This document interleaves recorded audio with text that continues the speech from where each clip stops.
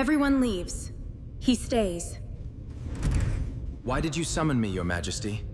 Because we must speak alone. I know your secret. What secret? You are in love with me. Then you know I crossed the line. Mash isn't here. You were never the only one. You feel it too?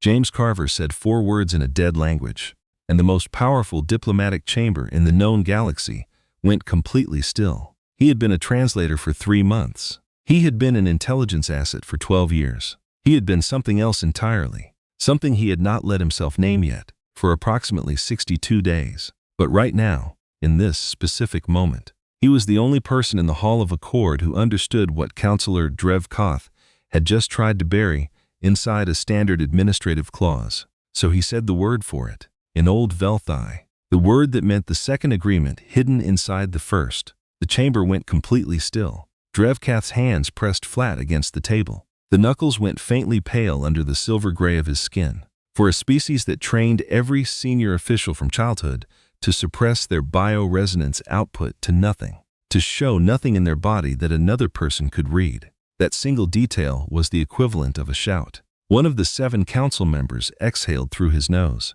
Another looked at the table rather than at James. The third shifted his weight in a direction that had no official name but that James had learned, over 47 sessions in this room, to classify as recalculating. 3 months, 47 sessions, 12 years before that. Learning to read alien bodies the way a musician reads music, looking for the notes that do not belong in the composition, and 162-day drift in a direction he had not been hired to drift. Ambassador General Marla Solis, standing at the podium 3 feet to James's left, turned to him with a professionally controlled expression that had something close to alarm operating just below the surface. "Carver," she said quietly, "what did you just say?" He answered her in English and watched the chamber breathe again. 12 years ago, Earth Intel had recruited James out of a xenolinguistics doctoral program at the University of Edinburgh, which at that point had the most comprehensive alien language program in Earth's academic system. The recruiter had made a specific case. James spoke 4 alien languages fluently and was acquiring a 5th. He could read subtext in alien grammar in real time. He could spot when a translation was technically accurate and politically lethal. These skills were, the recruiter said, relevant to certain functions that Earth's diplomatic corps needed, performed by people who were not, officially, performing them. James had agreed, partly because the work sounded genuinely interesting, and partly because xenolinguistics was not a field that paid well. 12 years and 4 postings later, he was standing in the Hall of Accord on the planet Velthar, running 2 simultaneous assessments of every session he attended, the one that went to Ambassador Solis, and the one that went to the encrypted server in Brussels. The Hall of Accord was designed to make visitors feel the weight of the civilization looking down at them. 200 feet above an obsidian floor so polished it reflected the ceiling back at itself, with walls made from crystallized resonance stone that vibrated at a frequency just below human hearing. Not quite a sound, but something that worked on the small hairs of the forearms and in the back of the skull in the particular way that bodies cataloged things they were not sure were safe. It was soothing to the Velthai. The fact that it was not soothing to anyone else had not substantially changed how they built things. The Velthai High Council occupied the elevated arc at the far end of the chamber. 7 members behind a curved table. At the center of the arc, 1 step higher than the council and 1 step lower than the ceiling, sat Sovereign Kethra Voss. She sat the way all Velthai of rank sat, completely still, hands flat on the table, eyes moving across the assembled human delegation with the measured attention of someone reading a particularly dense document. She was not cold. She was precise, in the way of something that had decided a very long time ago exactly how it would move through the world and had not deviated since. By James's best estimate, she was somewhere between 150 and 200 years old, which in Velthai terms put her at the political equivalent of a human in her early 40s. Her eyes were the color of pale copper at the edge where it transitions to green, and they moved with the same systematic quality as the rest of her. Counselor Drevkath sat at the center of the council arc, senior member, the one with the most complete bioresonance control, meaning his face and body gave away nothing.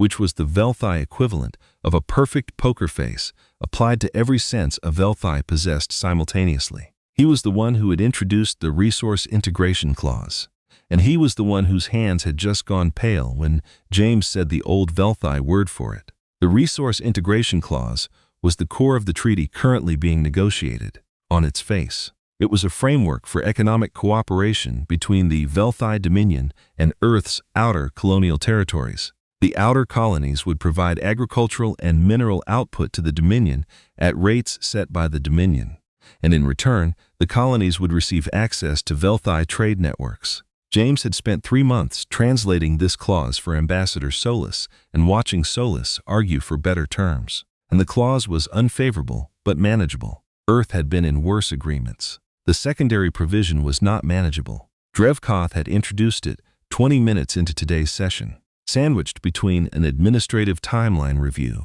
and a discussion of shipment certification standards. In the tone of someone mentioning a settled item rather than a new proposal, he said, "All Terran colonial holdings outside officially registered Galactic Accord territories would fall under Dominion survey jurisdiction at the close of the current Accord period." This was, he said, standard procedure. It was not standard procedure. James knew, because he had spent 3 months reading old Velthai commercial law, specifically looking for language like this, that it was a precedent borrowed from a 1400-year-old treaty framework that had been used twice in Velti history to establish control over junior scros, member species unregistered assets. Survey jurisdiction was the first step. Resource claims were the second. The third was something James had only seen in legal footnotes, but he had read the footnotes, and there was one Terran colonial holding outside the official Galactic Accord registry. One planet, one settlement, 800,000 people, living on a world they had built with their own hands, in a system nobody was supposed to know about, a settlement called Callaway Station, which was the most closely guarded secret Earth maintained, which James knew about because he was on the short list of people who needed to know, and which Drevkoth had just created a legal mechanism to find. Nobody at this table except James knew Callaway Station existed. He translated the secondary provision into English for Solis, which was his job. Then he said the old Velthai word for what it was, which was not his job at all. The recess lasted 40 minutes. Solis had James in the antechamber within 30 seconds of the council filing out. "What exactly did you say, and why did you say it?" she said.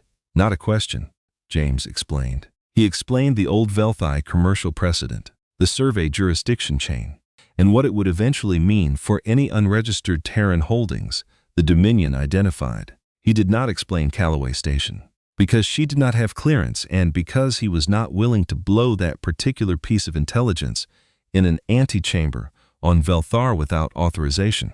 Solis listened. When he finished, she was quiet for approximately 8 seconds. "You're telling me that clause would give them authority to find and claim any colony we haven't formally registered?"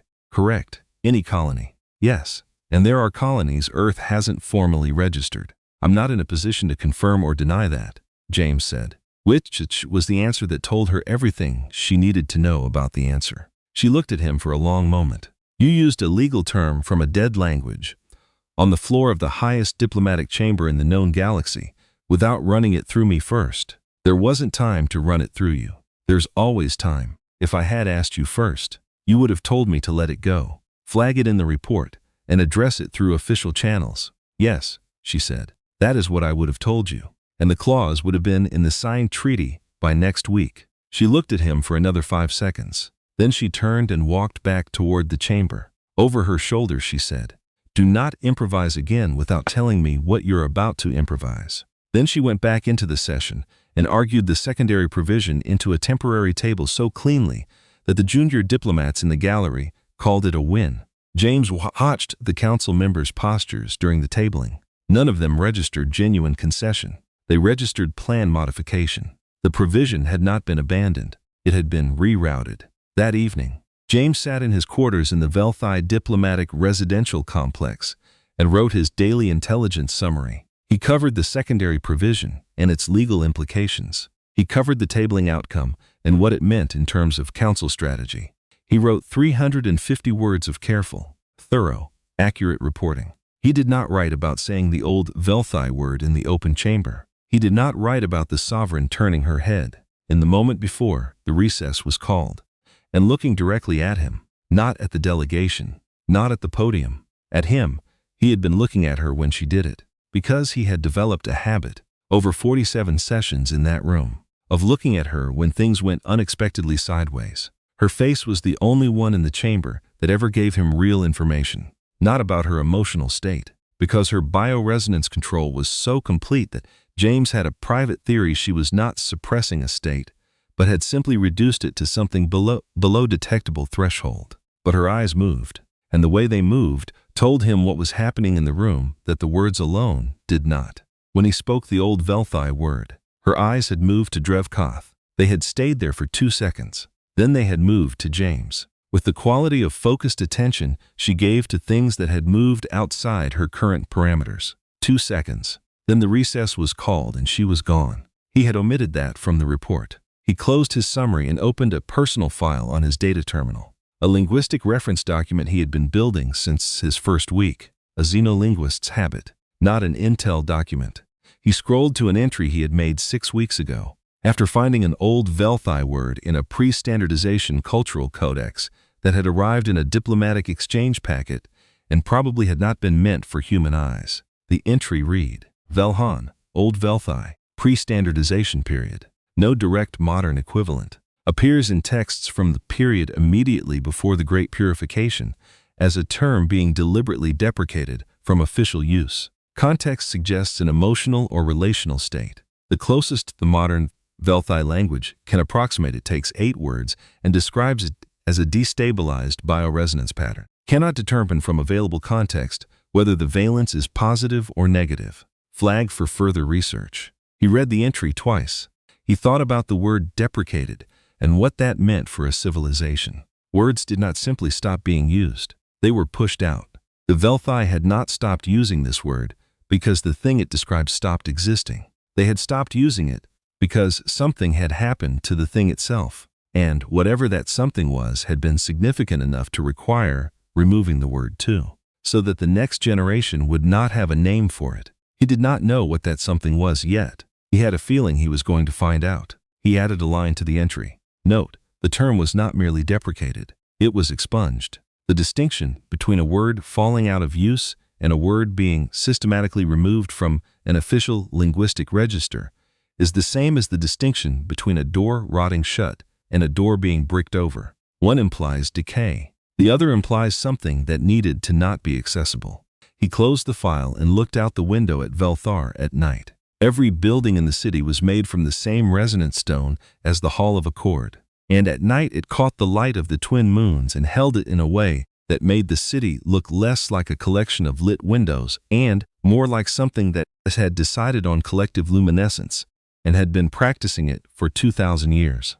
It was beautiful in the way of things that did not require your permission to be beautiful. He thought about the secondary provision for a while. He thought about Callaway Station, about the 800,000 people who went about their days on a planet they had built with their own hands, and who did not know that a clause in a trade treaty 600 light-years away had just created a legal path to finding them. He thought about what his job required him to do with that knowledge, and then he thought about what he had done with it today, which was the same thing but arrived at through a very different internal process. He went to sleep later than he intended. The next morning, crossing from the diplomatic residential wing to the briefing room through the Eastern Archive corridor, which James had taken to using because the main route had a resonance pulse running through it that he found genuinely unpleasant. He came around a corner and found Elder Yethorn standing in the corridor. The Elder was, by James's best estimate, the oldest Velthai he had encountered on Velthar,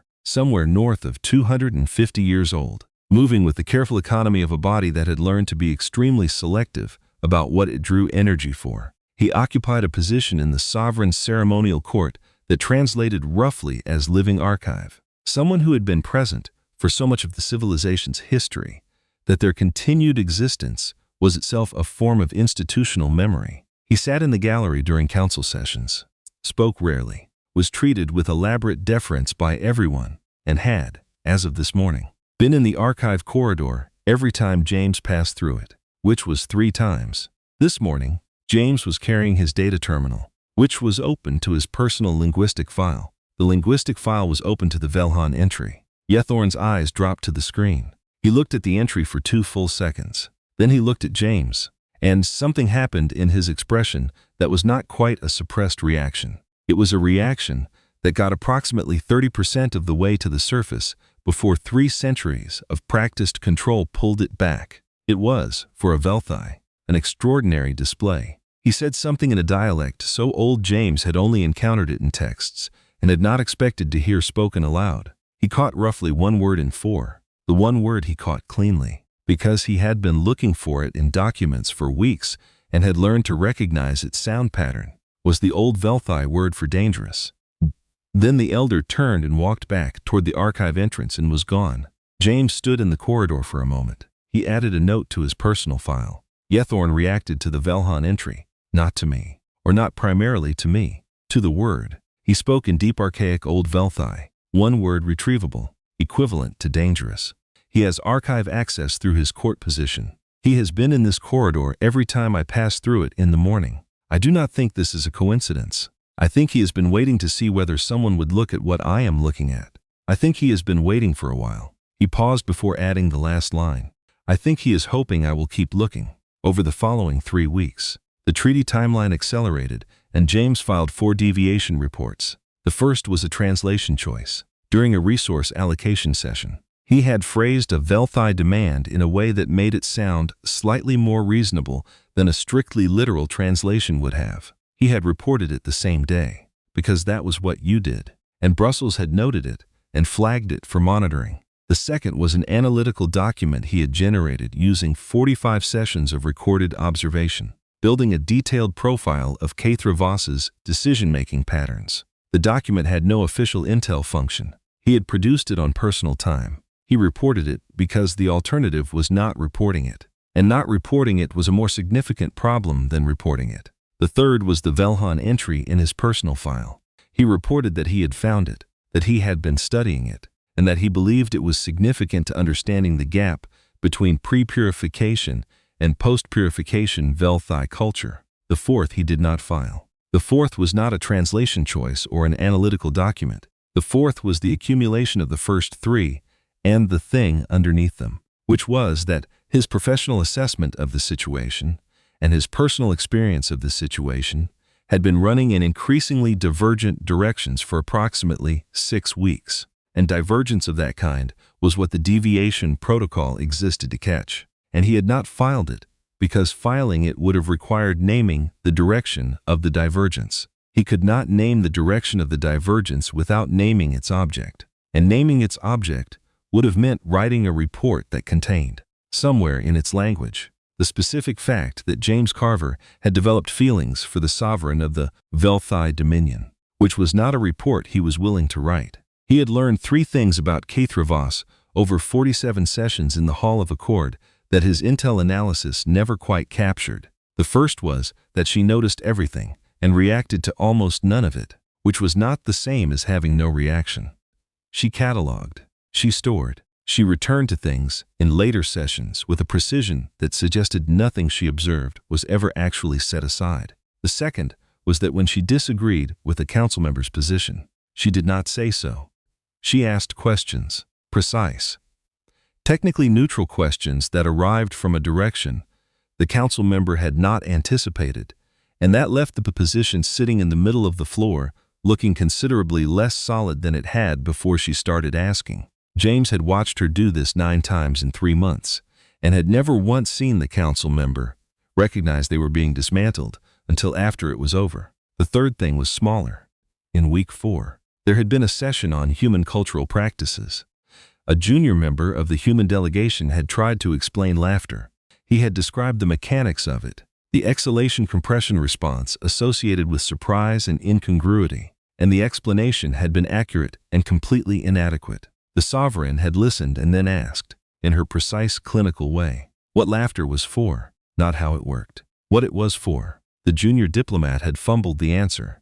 James had been asked to assist. He had explained that laughter was a resonance behavior, that the shared experience of it between two people created a bond, and that the bond it created was different from the bonds created by shared goals or shared territory or shared history. It was a bond created by shared recognition of the same incongruity at the same moment. And what it said was, "You and I are seeing the same thing." The sovereign had been quiet for a moment. Then she had said, "That sounds very inefficient." And James had said, "Yes, it usually is." And she had looked at him for approximately 1 second longer than the standard acknowledgement duration, before moving to the next agenda item. And the secondary resonance monitors in the room had registered a brief anomalous spike in the ambient frequency that no one in the room had commented on. James had noted it in his personal file. He had not noted it in his intel file. He was beginning to understand. A man who had two very different files that were growing further apart by the week, and the gap between them had a shape that he was only just starting to see clearly enough to name. He just did not yet have the name for it. That turned out to be a temporary problem. 3 weeks after the secondary provision incident, Ambassador Solis received a notice that the treaty timeline had been accelerated by 2 full review periods. No prior warning. No stated reason beyond administrative efficiency. The new deadline gave the human delegation 14 cycles to complete their review and return a signed framework response, or the treaty would be submitted for automatic registration. Under the standard provision for pending economic agreements with junior member species, under that provision, the Resource Integration Clause, including its now tabled secondary provision, would go into effect with or without Earth's signature. This was not a negotiating tactic. This was a closing of the exit. James read the notice in the morning and spent the afternoon running through the strategic options. The options narrowed quickly. The legal pathway to challenging the automatic registration was long and uncertain. The political pathway required the Earth Council to escalate in a way that would take time they did not have. The third option was to change the terms of the situation itself, which required information the human delegation did not currently have access to. James had information the human delegation did not have access to. The question was what to do with it, and whether the thing he was considering doing with it was a strategic calculation or something else wearing a strategic calculation as a disguise. He went to sleep that night, still working on the answer to that question. He woke up knowing which way he had already decided. He also knew, and had known for some time but was only now letting himself fully register, that the strategic calculation and the something else were not separate things. They were the same thing, looked at from 2 different angles, and the angle you chose depended on which version of yourself you were willing to acknowledge at 7 in the morning on Velthar, with the twin moons still visible above the city, and the resonance stone walls carrying their frequency into the new day like a sound that had always been there and always would be. He chose both angles. He found, to his own mild surprise, that both of them led to the same decision. One more thing happened in week 3 that James did not put in his intel report and could not have put in his intel report because it was not the event the intel report had a field for. There was a moment during a council administrative briefing when a junior Velthai official made an error in a resource allocation formula that would have cost the Earth delegations significantly in the final treaty calculation. The error was subtle enough that it could have been intentional. James caught it in real time during the translation and looked up before he had decided what to do with it, and found Kathra Voss looking at him from her observer position at the back of the room. She had seen it too. She looked at him for exactly 1 second with the quality of attention she brought to things that required full processing, and then she looked at the junior official. The junior official restated the formula correctly. The session moved on. Nobody acknowledged the exchange. There was nothing to acknowledge. But James spent the rest of the briefing thinking about what it meant when 2 people in a room caught the same error at the same moment and understood each other's understanding of it without a word, and what kind of connection that was, and whether the word he had in his personal linguistic file under the entry with no translation was one of the words for it. He thought it probably was. Chapter 2. Resonance Fault.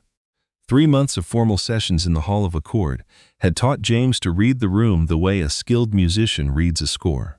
Not just the notes on the page, but the silences between them, the places where the composition breathed. The Velthai High Council had 7 members. and each of them managed their bioresonance output with a precision that left James nothing to work with through standard observation. No involuntary tells, no reading of emotional state from the body. They had trained that out of themselves over decades and possibly generations. And what remained was a surface as smooth and informative as the obsidian floor of the hall itself. What remained readable was structure. Who deferred to whom? Who spoke first and who waited? Which council member's eyes moved to Drevkoth when an unexpected development arose? And which council members looked at the sovereign instead? That last category had exactly one member in it, a senior counselor named Shen Var, who had been doing it for 3 months with the subtle regularity of someone who was not aware they were doing it. James had noted it in his intel file in week 2 and had been watching it since.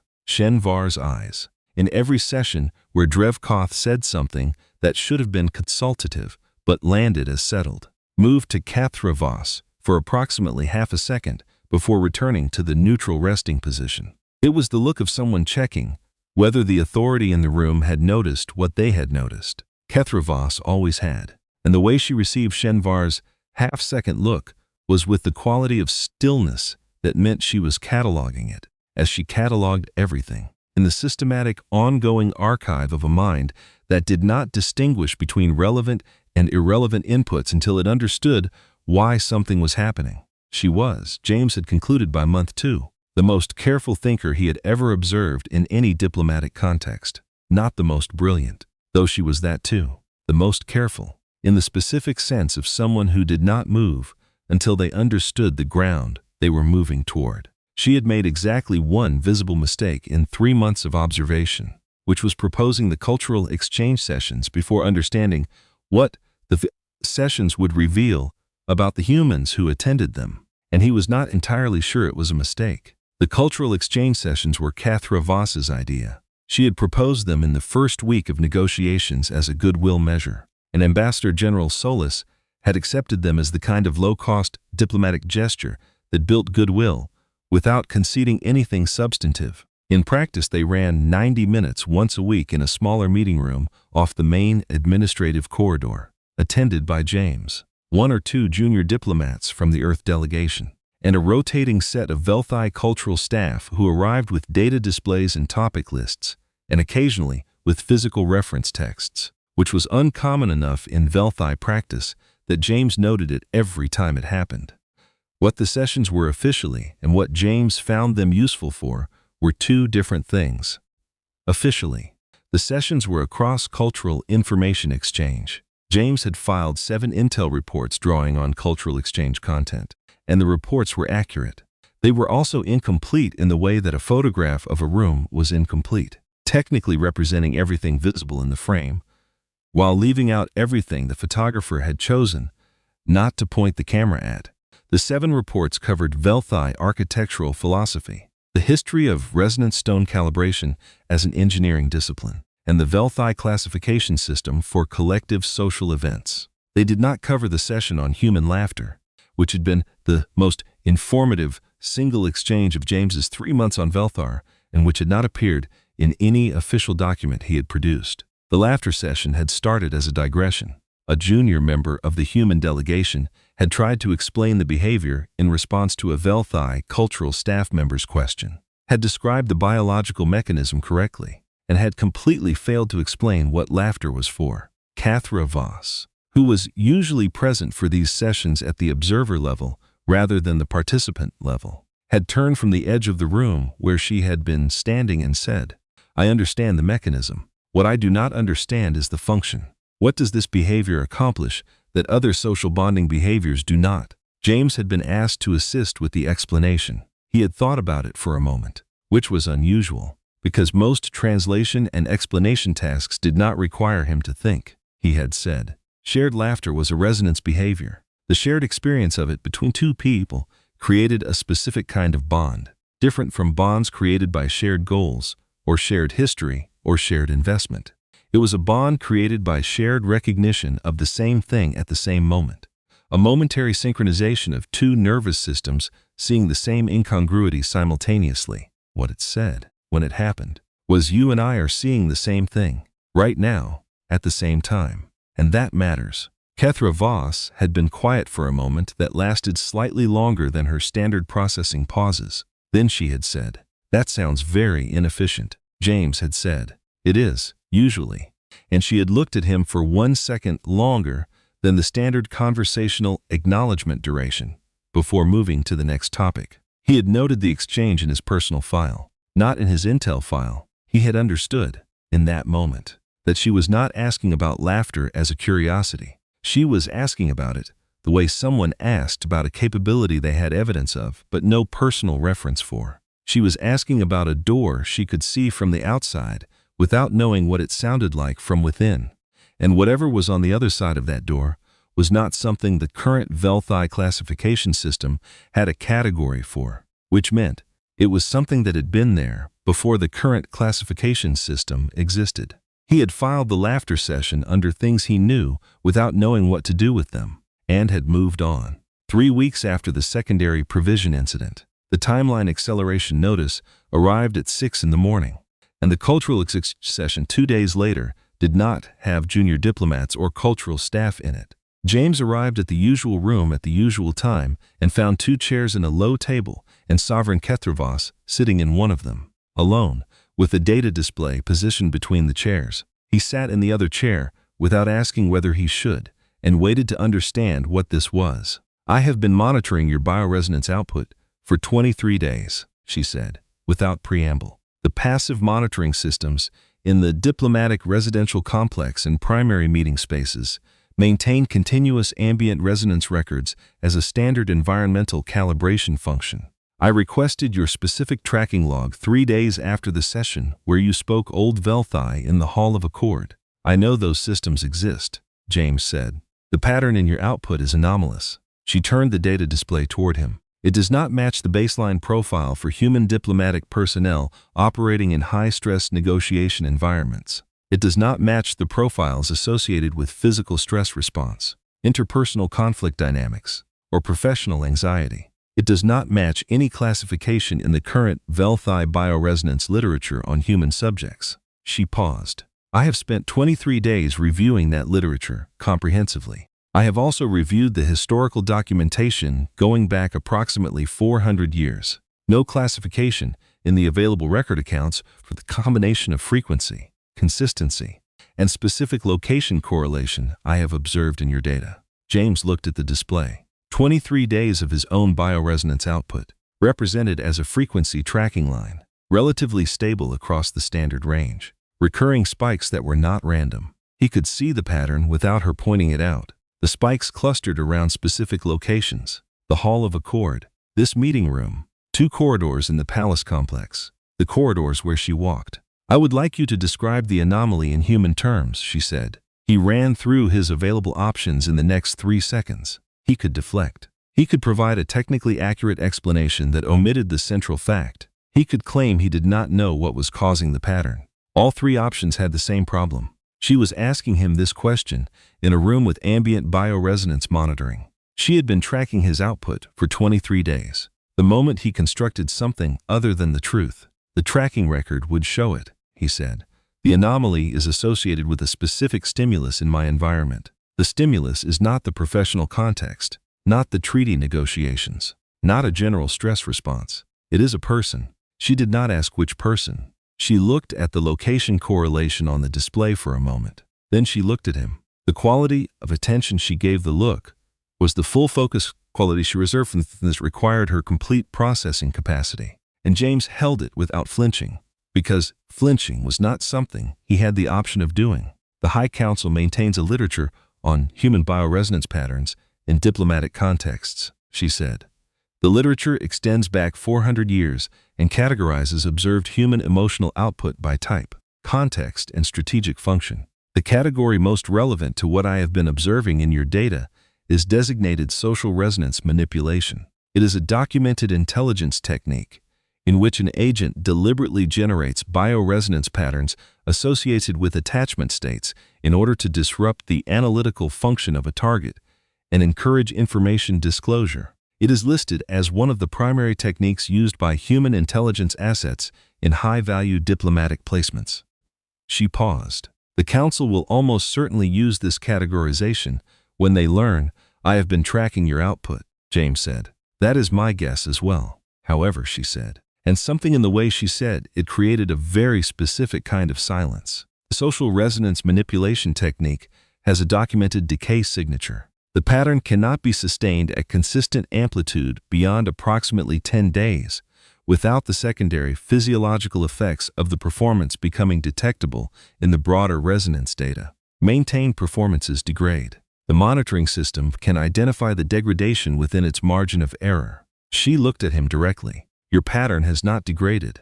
In 23 days it has been entirely consistent and has, if anything, intensified. The mathematics of what I am looking at is not the mathematics of a manufactured state. By every measurement standard available in the Velthi bioresonance literature, what I am observing in your data is genuine. James looked at her for a moment. Is that relevant to something you are planning? Yes, she said simply. When the time comes. He did not ask what time. What he found, sitting across from her, was something he recognized as trust, but which had a different quality than the trust he usually assigned to statements from people in positions of power. It was not hope-based trust. It was evidence-based trust. The trust of someone who had watched a pattern for 23 days and whose data said, this is consistent, this is real, this can be relied upon. The word used in pre-standardization Velthi classification for the pattern I am observing, she said, was deprecated from official usage approximately 3,000 years ago. The pre-standardization medical index classifies the state as Velhan. She said the word with the careful precision of someone who had been testing it in private before saying it aloud. I could not find the word in any current reference. I found it in an index that should not have been included in the standard diplomatic preparation materials that were sent to your delegation 18 months ago, James said. I found it in the same materials. I have been trying to determine its valence for 6 weeks. It is not negative, she said. The pre-standardization literature describes it as one of the primary drivers of creative and scientific achievement in Velthi history before the purification period. She looked at him. It is also described as the primary driver of what the post-purification council characterized as social instability. Another pause. Do you have a word for this state in your language?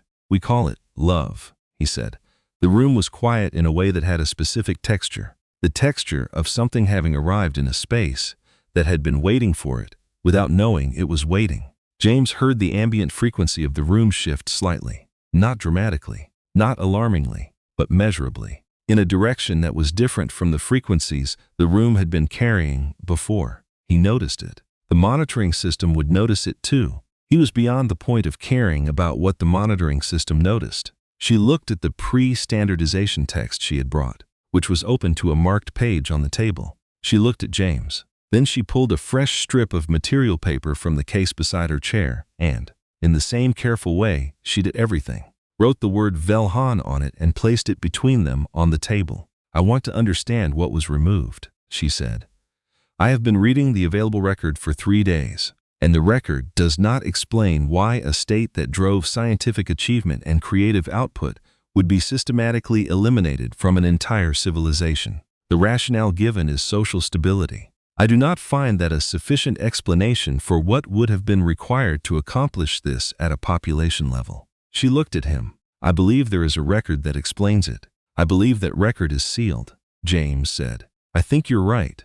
And I think I have a fragment that may tell you where to look. He put his secondary intel terminal on the table. She looked at it. He said, I received this through an intelligence channel. I cannot route it through official Earth reporting without burning the source. And the fragment alone does not meet the escalation threshold. But the subject line of the follow-on document that is not included in the fragment is something you need to see. She looked at the terminal, then at him. You are sharing intelligence from a covert source. Yes. That significantly compromises your operational position. Yes. Why are you doing it? He said. Because I think you did not know about what comes after Phase 1. And because this room has ambient bioresonance monitoring. Which means, if I had any hidden agenda in giving you this information, you would detect it before I finish the sentence. I cannot lie to you effectively in this environment, so I am choosing not to attempt it. She studied his face for 3 seconds, with the evaluating precision she brought to things that required her full attention. Then she picked up the terminal and read the fragment. She read it twice. She set it down. She said, bioresonance normalization, applied at the colonial population level. Chemical suppression of the emotional range across an entire settlement. Yes, James said. Done over several years. Through the environmental systems. Without the population's awareness. The same fundamental process, I believe, as what was done to the Velthi people 3,000 years ago. Applied to human colonies as a mechanism of control. He paused. 800,000 people on the colony I know about.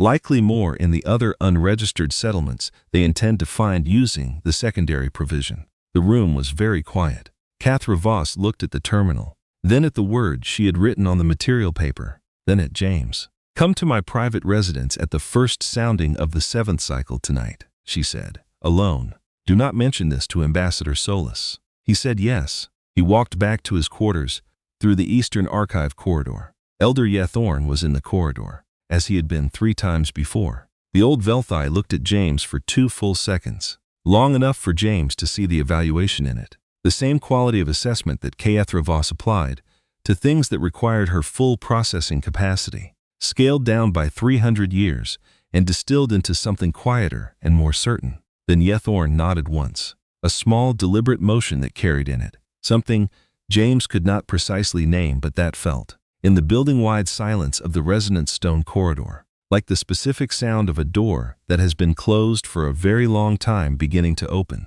James went back to his quarters. He had 4 hours until the 7th cycle. He spent them doing what he always did before a significant meeting, reviewing what he knew, identifying what he did not know, and preparing for the gap between those 2 things where the important things always happened. He also, and this was less usual, spent some of those 4 hours simply sitting with the fact of what he felt, not analyzing it, not filing it under any category, just sitting with it, with the twin moons visible through his window, and the resonant stone city glowing below, and the specific clarity of a man who has been running 2 parallel accounts of the same experience for 63 days, and has finally stopped pretending the accounts are separate. He acknowledged to himself, in the exact state that the Velthi had deprecated from official use 3,000 years ago. He was, by every measurement available to the most advanced bioresonance monitoring system in the known galaxy, genuinely in it, not performed, not manufactured, not strategic, real. He went to the 7th cycle meeting carrying that knowledge alongside everything else, and he found, which surprised him slightly, that it made him less afraid rather than more. The 2 days between the timeline acceleration notice and the next cultural exchange session were the most productive planning days James had spent in 3 months. And almost none of the planning was for his official job. He had spent the first day reviewing everything he knew about Phase 2 from the fragment, which was not much, a subject line, an administrative reference number, and the implicit confirmation that the Phase 1 treaty was designed as preparation for something that had not been publicly disclosed. He had spent the second day reviewing everything he knew about Cathra Voss, which was considerably more, building the most detailed behavioral profile he had ever constructed of any individual in 12 years of intelligence work, not because Intel required it. Intel had not asked for a behavioral profile at this level of granularity, but because he needed to know, as precisely as possible, whether what he was considering doing was wise. What he was considering doing was telling her, not through official channels, not through the treaty framework, directly, showing her the fragment and telling her what he believed. Phase 2 was, and letting her respond to that information with the full weight of what she could bring to it, which was considerably more than he could bring to it from inside a diplomatic detention suite, which was where he was going to end up eventually regardless of what he did. He ran the decision through every analytical framework he had, and the answer came back the same way each time. It was not strategically optimal. The strategically optimal move was to protect the intel source and route the information through official channels and accept the timeline and the treaty terms and let the Earth Council deal with Phase 2.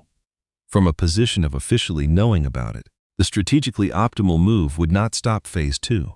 It would only mean that Earth knew about it slightly before it happened. He made the other decision. He made it before the second day was over, and then he spent the rest of the second day examining his reasons for making it as honestly as he could. The honest examination produced, as honest examination sometimes did, a result that was more complicated than the decision itself. The strategic argument was real. The intelligence argument was real. The belief that she did not know, and that telling her was the only lever available in the current situation was real.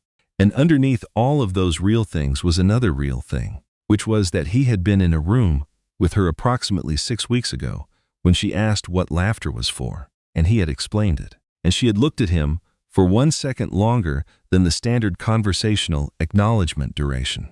And the something that had been building in him since approximately month 1 of this posting had arrived. In that 1 second, at the specific clarity of a thing that has been true for a while, becoming impossible to pretend otherwise. He was not going to tell her. He was going to show her a document and explain what was behind it and let the situation develop from there, because that was what the situation required.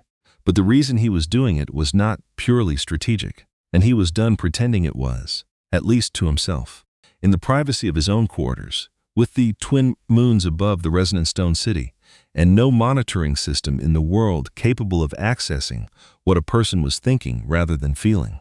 On the morning before the 7th cycle meeting, James attended a routine council administrative briefing with 3 members of the Earth delegation. The briefing covered shipment certification timelines, a procedural question about document authentication protocols, and a preliminary discussion of the residential facility usage terms for the extended treaty review period. It was exactly the kind of session that produced nothing for James's intel file and everything for the part of his professional life that required him to sit in rooms and appear interested in shipment certification timelines. Drevkoth was present, which was unusual for this level of administrative session. He spoke twice. The first time was to confirm a procedural point about document submission that did not require the senior counselor's involvement. The second time was a question addressed directly to James about whether the human delegation's translation resources were adequate for the accelerated timeline review. The question was technically about translation.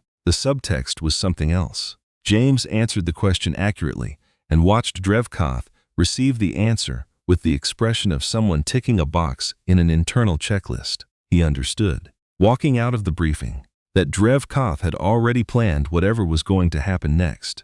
The timeline acceleration was not an administrative decision. The presence of the senior counselor at a routine certification briefing was not coincidental. Somewhere in the past 3 weeks, something had shifted in the council's calculation of the current situation, and Drevkoth had responded by moving pieces into position that James could see but not yet fully read. He had 4 hours until the 7th cycle. He spent them preparing as well as he could for a situation in which his preparation was not the variable that would matter most. He also spent some of those 4 hours reviewing every cultural exchange session from the past 3 months, going back through his personal notes and the session recordings he had kept for linguistic analysis purposes, looking for the specific moments that had been building toward this evening, without his fully recognizing that something was being built. He found more of them than he expected. A session in week 3, where she had asked about human memory, and whether emotional states affected memory formation differently than cognitive states did. A session in week 6, where she had asked about the evolutionary basis of human attachment to non-genetic kin. A session in week 9, where she had asked whether human beings experienced the prospect of loss to another person differently than the prospect of equivalent loss to themselves. The questions had been distributed across different topics, framed differently each time, following it to the central question from different angles in the way she approached everything she was trying to understand. The central question was, what did it mean to organize your behavior around another person's well-being at cost to your own? What was the mechanism? What was the biology? What was the history? And under all of those clinical questions, arriving only now as James reviewed the full sequence in the right order, was something that was not a clinical question at all. What was it like? What did it feel like from the inside? This thing that the pre-standardization Velthai had a word for and the current ones did not. He closed his notes. He prepared his terminal. He went to the 7th cycle meeting, carrying everything he knew and everything he had decided, and he did not look away from either of them. Chapter 3. The Architecture of Silence. The route from the diplomatic residential wing to the sovereign's private residence ran through a part of the palace that changed character the further you went from the formal zones. James had memorized the palace layout in his first week. as he memorized the layout of every building in every posting. Because spatial memory was a professional habit, so ingrained it functioned below the level of conscious decision. What he had not expected was that the memorized layout would feel different from the inside than it had looked on the schematic. Because schematics did not convey what the resonant stone walls were doing as he moved through the transition corridors, the formal zones of the palace, the Hall of Accord, and the administrative wings and the meeting rooms, and the residential complex for diplomatic guests, all ran at the same frequency. The frequency the Hall of Accord ran at was calibrated, as James had been told in his orientation briefing and had verified through direct observation, for Velthi comfort and for the specific psychophysical effect it produced on non-Velthi visitors. The effect was exactly what you would engineer if you wanted visiting dignitaries to feel the weight of the civilization they were entering.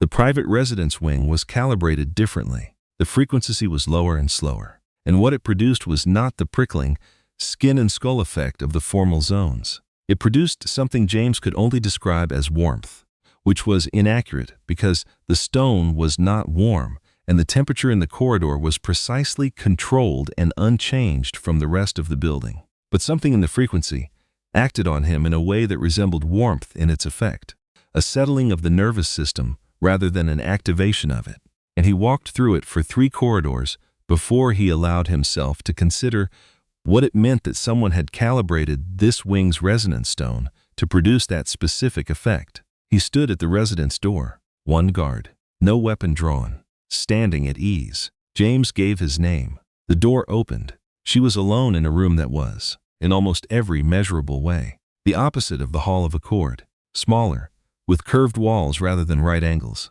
The resonance stone here in shapes that suggested it had been allowed to grow into its final form rather than cut into it. Physical texts covered a central table in a way that looked like organized chaos, which was not a phrase James had expected to associate with Kaithravos. But the texts were clearly in use rather than displayed, open to pages marked with material paper strips, with handwritten annotations visible on the strips in pre-standardization Velthi script. She was sitting at the table's edge when he entered, not behind it, a position that was deliberate and that created a different relational geometry than any of the formal sessions had. "Sit," she said. He sat. "I want to explain what this meeting is," she said, "and I want to explain what it is not." "All right, it is not a formal session. Nothing said in this room will be included in any official record unless one of us chooses to include it, and I will not be making that choice." She looked at him steadily. "It is also not a meeting that will remain entirely private. I am aware that the monitoring systems in this wing are accessible by council request. I am proceeding under that awareness, not in spite of it." She paused. "I want whoever reviews this meeting's record to understand exactly what was discussed and why," James said. "That is a very specific kind of transparency." "Yes," she said. "It is the kind that does not require concealment to function." She picked up one of the texts from the table and set it in front of him. 3 days after you spoke Old Velthi in the Hall of Accord, I submitted a request to the Palace Archive for every available pre-standardization document related to the Great Purification. I received access to materials in the public Velthi historical record. I found references to sealed materials that I did not have access to, and whose existence I had not previously known. She looked at him. "I have been reading everything available for 23 days. This is what I have found." She had organized the available materials into a summary that took approximately 30 minutes to present. James listened to the whole thing, because listening was what the situation required, and because what she was telling him was something he had been working toward for 3 months from his own angle and had not yet fully assembled.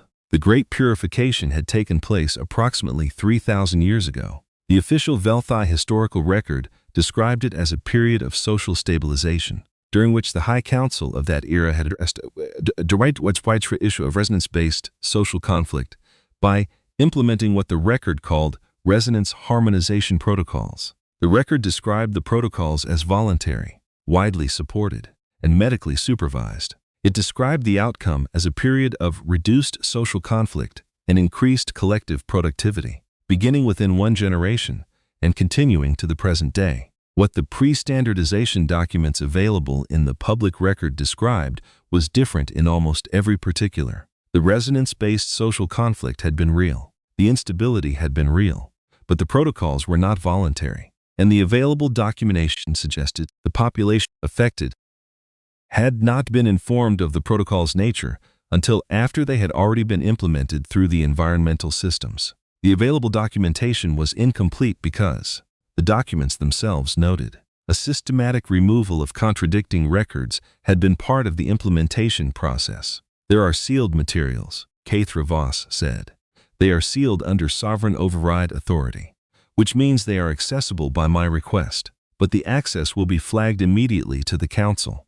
I have not submitted that request yet. She looked at him. I believe the sealed materials will document what the protocol specifically removed, and why, and what the Council of 3,000 years ago believed they were protecting the civilization against, James said. I believe you're right.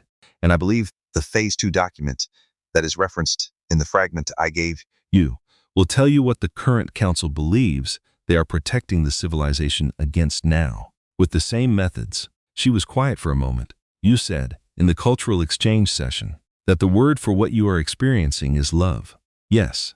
And the pre-standardization medical literature describes the state, the Velthai word Velhan, classified as one of the primary drivers of both the Velthai civilization's greatest achievements and its periods of greatest instability. Yes, the current Council, she said, has classified human emotional output as a contamination vector. The Phase 2 document uses that specific language, contamination. She looked at the texts on the table. 3,000 years ago, the Council classified Velhan as a source of instability and removed it from the population. The current Council has classified the human equivalent of that state as a contamination risk to the Velthai population and is preparing to remove it from human colonial populations as well. She looked at him. The logic is consistent. It is, James said. The logic is also wrong, she said.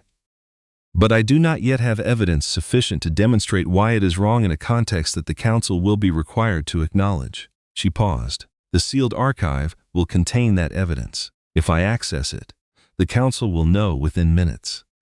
James said. What happens when they know? They will move to prevent me from acting on what I find, she said. There is a protocol for that. It was used twice in the past century, both times on Council members who showed what the record calls resonance drift. She held his gaze. Both times the individuals submitted to a recalibration procedure. The official records describe both procedures as voluntary. James understood what she was not saying. He said, "What do the unofficial records describe them as?" "I have not found any," she said. "That is informative in its own right." She set down the text she had been holding. "I have been sitting with the decision of whether to access the sealed archive for 4 days. I was waiting to speak with you first," James said. "Why?" she said. "Because you gave me the fragment without being asked, without conditions, without knowing what I would do with it. That is not a behavior the current Velthai intelligence literature assigns to human intelligence assets in any context. It falls outside every model the Council maintains for predicting human behavior in high-value diplomatic situations." She paused. "I find I am curious about behavior that falls outside all available models. I find I have been curious about it for approximately 63 days, he said. "I am going to tell you something now, and I want to be clear that I am telling you because it is true, not because telling you creates any advantage for me. It creates several disadvantages. Tell me." "I was sent here to negotiate a trade agreement and to gather intelligence. I have been doing both. For the past 63 days I have been doing both poorly, because the two jobs have been pulling in different directions, and I have been choosing, repeatedly, in ways that serve neither of them cleanly." He looked at her. "I came here tonight because I believe you need to know what Phase 2 is, and because Earth needs someone inside the Velthai governance structure who will act on accurate information, rather than on Council-approved information. And because the Callaway Station coordinates I know and have not disclosed could potentially be used as leverage in the current situation, and I want you to have them before anyone else decides to use that leverage against you." He paused. "Those are the strategic reasons. What are the other reasons?" "I love you," he said. "I have been attempting not to for approximately 8 weeks. I am stopping attempting." The room was very quiet for a moment that James did not count, because counting it would have been beside the point. The ambient frequency of the residence wing. The warm, low hum of pre-purification calibrated stone seemed to settle slightly, as if a variable in it had resolved into a more stable configuration, she said. The pre-standardization literature describes Velhan as a state resistant to rational modification once established. Yes, he said. In English we say the same thing with different words. We say love is not a decision, and yet you did not report it through your official channels. No, because reporting it would have required ending the posting. Yes, and you did not want to leave. He said, no, I did not want to leave. She looked at the text in her hands for a long moment. Then she set it down and looked at him with the full focus attention that meant she had arrived at a decision. I am going to access the sealed archive, she said. Whatever I find, I intend to use it. You should know that the council will respond to that by questioning everything you have told me and everyone who has been in contact with you. She paused. They will question this conversation. I know. You are giving me information that compromises you and ask for nothing in exchange. Yes. Why, he said. Because love does not keep score. She was quiet for a long moment. He could see, in the precise set of her expression, something that had not been in her face in 47 sessions in the Hall of Accord. He did not have a precise clinical description for what it was. He had the word for it in 2 languages, and both of them were the same word. Then the door of the residence opened, and a woman James had not expected to see walked in, and everything moved into its next phase. Lieutenant Anika Reese had been James's intel handler for 14 months. She was compact, thorough, and extremely good at her job, which had never before involved showing up in the private residence of an alien head of state at the 7th cycle of the evening. She had been flagged in James's secondary channel for 3 days as incoming, pending coordination with the Brussels office. He had not known she was already on Velthar. She looked at the room. She looked at Cathra Voss, then at James. Her expression carried the particular configuration of someone who has done something they calculated as correct and is prepared to explain the calculation. I came ahead of schedule, she said, to James. Brussels noticed your secondary channel routing had gone non-standard. I was already in the system. She paused. I want you to know the authorization was real. Drevkath submitted a formal transparency request through Accord Treaty channels 14 days ago. Brussels approved the response. I disclosed your operational file as a confidence-building measure, consistent with treaty protocol, this morning, James said, and Drevkath convened an emergency session. Within the hour, Reese said, yes. He had known this moment was coming in some form since the treaty timeline accelerated. He had not known the specific form. He looked at Cathra Voss. She was very still, in the particular stillness of someone processing a situation that had changed faster than expected, and doing it in real time. She was not panicking. She was calculating. The emergency session convened in the Hall of Accord 40 minutes later. It moved at a speed that confirmed it had been prepared. Before Reese finished her meeting with the senior counselor, every member of the High Council was present. Ambassador Solis was present. James was escorted in by 3 members of the Sovereign's security staff, which was the complement used for individuals being moved rather than accompanied, and which was a specific and unambiguous distinction. Drevkath stood and presented the operational file. He did it well, James noted, with the precision of someone who had been waiting for the right moment to present precisely this information in precisely this order. The file established James's dual role. The file established his secondary communications channel and the non-standard routing. The file included the fragment he had given Cathra Voss, which Reese would have known about through the channel monitoring. The pattern of behavior demonstrated by this asset, Drevkath said, is consistent with the Decommuned intelligence technique. The bioresonance anomaly detected by the Sovereign's personal monitoring system over 23 days was not a genuine emotional state. It was a sustained manufactured performance, intended to disrupt the Sovereign's analytical function and encourage information disclosure. The asset generated the performance deliberately. The performance was the operation. James listened to this without reacting. He was listening to it and also listening to the thing underneath it, which was that Drevkath had just called 23 days of genuine bioresonance output a manufactured performance in front of the Sovereign, who had been monitoring that output in a monitoring system that the Velthai built and the Velthai trusted, and which did not.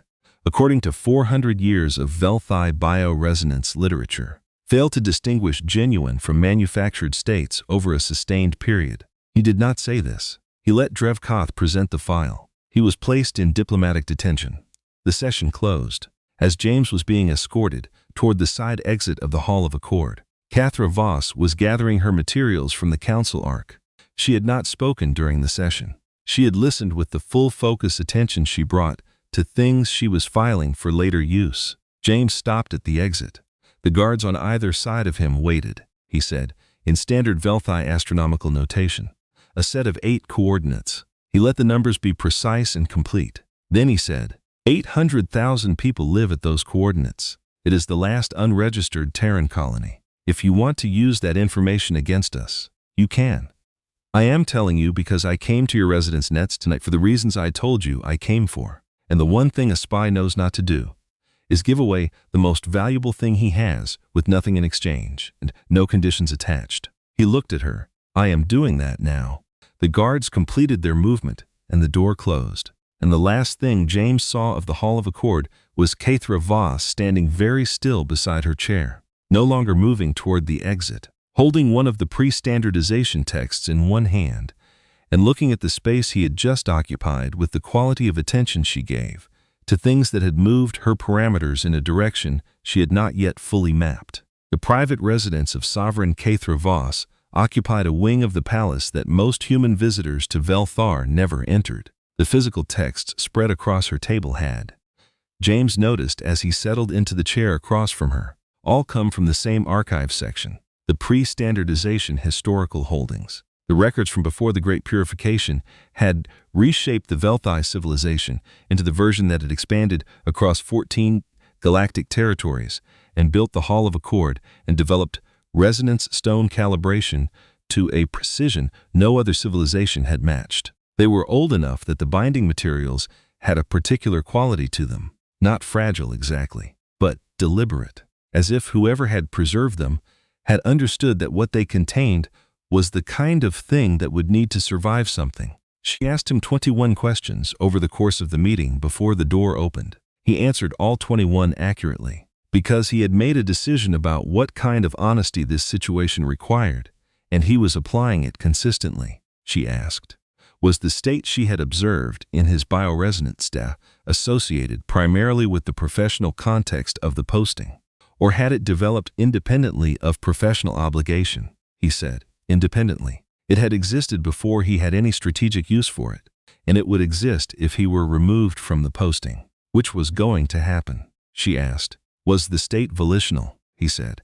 The state was not volitional. The way he had responded to it, including by not reporting it, was volitional. He took responsibility for the choices. He did not take responsibility for the underlying condition. She asked. Did the state affect his judgment in ways that compromised his function as a diplomatic translator? He said, yes. He was aware that it had. He had filed 3 deviation reports and declined to file a 4th. Which was the one about the state itself? She asked. Would removing him from proximity to the stimulus end the state? He said, no. He said it the way you said things you had established through careful internal examination rather than through wishful thinking. He had checked. The answer was no. She asked, had he known, before this posting, that this category of state was possible for him? He said, he had known it was possible in the abstract. He had not known it was going to happen to him, specifically, in a diplomatic posting on Velthar, with the sovereign of the Velthi Dominion. He said, if he had known, he would not have refused the posting. He thought she deserved to know that specifically. She was quiet for a moment after that last answer. She looked at the pre-standardization text in front of her, and then she looked at him and said, the state you are describing is classified in the available literature as a source of both the greatest achievements and the most catastrophic individual decisions in Velthi history. Before the purification, he said, yes, that is consistent with the available literature in English as well, and you are choosing to be in it anyway. I am not choosing to be in it, he said. I am choosing how to respond to being in it. What I am choosing is to tell you the truth while I still have the option of doing so. Because after tonight I will not have that option, and I would rather you know than not know, she said. What are you telling me specifically? He said. I love you. I have been trying not to for approximately 8 weeks. I have not succeeded, and I am not going to. And I am stopping trying. The room was very quiet. The pre-purification resonance stone in the walls held its frequency against the quiet, lower and slower, and different from the formal zones in a way that James had been aware of since entering, and was now aware of with a different quality, as if the frequency had been calibrated for exactly this, a specific kind of silence between a specific kind of statement and whatever came next. She looked at him, not with the evaluative precision she brought to intelligence assessments, with something that did not have a classification in the current Velthai literature, and that both of them knew did not have a classification, and that both of them knew had a name that had been removed from use 3,000 years ago in a process that had not, as far as either of them could determine, been entirely successful. Then Reese walked in, and the situation became something else. After the emergency session, James spent the hour before the guards moved him to the detention suite reviewing, with the analytical clarity that tended to arrive after events rather than during them, what the Velthai High Council had just accomplished. They had taken his genuine bioresonance output, validated as genuine by their own monitoring systems, and reframed it as a professional technique. They had taken his relationship with the Sovereign, which had been built on approximately 63 days of honest behavior in a monitoring environment that could not be fooled, and reframed it as an intelligence operation. They had taken the pre-standardization texts she had been reading, the ones that documented what had been done to the Velthai people 3,000 years ago, and they had placed them in a context where examining them would look like the result of manipulation rather than independent inquiry. It was a well-designed move. The information was all real. The reframing was not true. But the reframing did not have to be true to be effective. It had to be coherent, and it was. What Drevkath had not accounted for, what no intelligence literature James had ever read had a framework for, was that the monitoring system itself would eventually be the evidence. 23 days of genuine bioresonance output in a Velthai monitoring system would not read, to any qualified analyst, as a sustained manufactured performance. The mathematics did not support that reading. Kathra Voss knew it. Drevkath knew she knew it. He had needed to move before she could use it. The guards at James's sides were professional and courteous, and entirely in control of the situation. James walked with them and spent the walk calculating what he had left and what he had already spent, and whether the coordinates he had given her in the Hall of Accord were the last thing he had to give, or whether there was something after them. He concluded there was one more thing. He would know when the moment for it arrived. In his personal intel file, which he had been maintaining for 3 months, and which would eventually become part of someone else's records, whether he filed it or not. James had an entry dated to week 1 of the posting that read, "Standard Assessment Note. This posting will not produce standard outcomes. The Sovereign is not a standard diplomatic counterpart. The situation is not a standard negotiation. File accordingly." He had thought, when he wrote it, that he was noting a professional complexity. He had not known he was writing the first sentence of a different kind of story. He would not have changed anything about it. He had checked that too. The detention suite was on the east side of the residential complex, with a window facing the gardens and the same view of the twin moons that James's regular quarters had. The resonance stone walls ran at their standard frequency. The monitoring system was active. Everything was exactly as it was supposed to be, organized by people who had planned for exactly this outcome and prepared a comfortable space for it. James sat at the window and watched the moons rise and thought about coordinates and what came after them. He did not have to wait very long. Chapter 4. What cannot be calculated. The first person to visit James in diplomatic detention was Anika Reese. She came 2 hours after he was settled in, which was enough time to suggest she had not come immediately, but not enough time to suggest she had waited until the morning.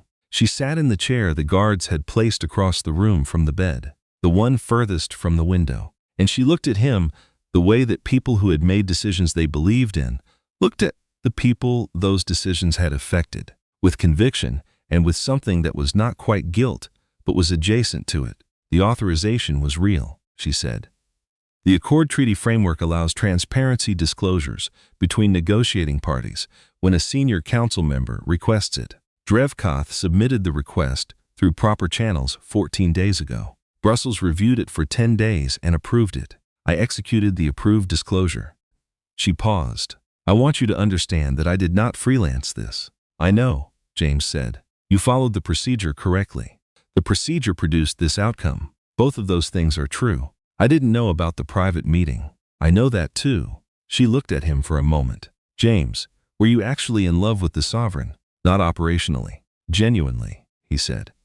I gave her the coordinates to Callaway Station with no conditions and no leverage and no plan for what happened after. I gave them to her standing in the doorway of the Hall of Accord while the guards were moving me to detention. Because I wanted her to have something that was unambiguously not a strategy. Something that was just mine to give. He paused. Does that answer your question? She looked at the window for a moment. It answers it, she said. It doesn't make my job easier. No, he said. I imagine it doesn't. She left 30 minutes later, and the room settled back into its quiet resonance, and James sat with what he had told her, and what he had not told her, and the specific feeling of having given away the thing that mattered most, and not feeling diminished by it. Elsewhere in the palace, Sovereign Kathra Voss was in the archive. She had gone directly from the Hall of Accord to the sealed archive wing. Using the sovereign override authority she had been deliberating whether to use for 4 days. The override request flagged immediately in Drevkoth's monitoring alerts, as she had known it would. She had approximately an hour, based on her assessment of how quickly the council could organize a legal response to a sovereign accessing sealed historical materials, and she used every minute of it. The sealed archive was organized chronologically. The first sections were administrative records from the period leading up to the Great Purification, detailing the specific social stability problems that the council of that era had been managing. The resonance-based social conflict had been real. The factional divisions had been real. The destabilization had been real. She moved through these sections quickly because the official record had already told her they were real. What the official record had not told her was what came next. The implementation records were filed under a designation that translated approximately as Environmental Calibration Protocol Series 0. The name had been chosen. She could see from the footnotes, specifically to avoid the term that would have made clear what was happening. Environmental Calibration Protocol, not resonance suppression, not population modification. Environmental calibration. The implementation had been phased over 3 generations. Phase 1 had modified the atmospheric resonance field of the capital city. Phase 2 had extended to the outer territories. Phase 3 had been applied to the generation that would have been the grandchildren of the individuals who had authorized the protocol. Individuals who had never been asked and had never known, and who grew up in a world where the thing that had been removed from their grandparents' generation was simply not present, which meant they did not miss it because they had never experienced it, which was the specific efficiency the councils of 3,000 years ago had been aiming for. She sat with this for a long time. Then she found the document at the end of the series. It was not an administrative record. It was not an implementation log.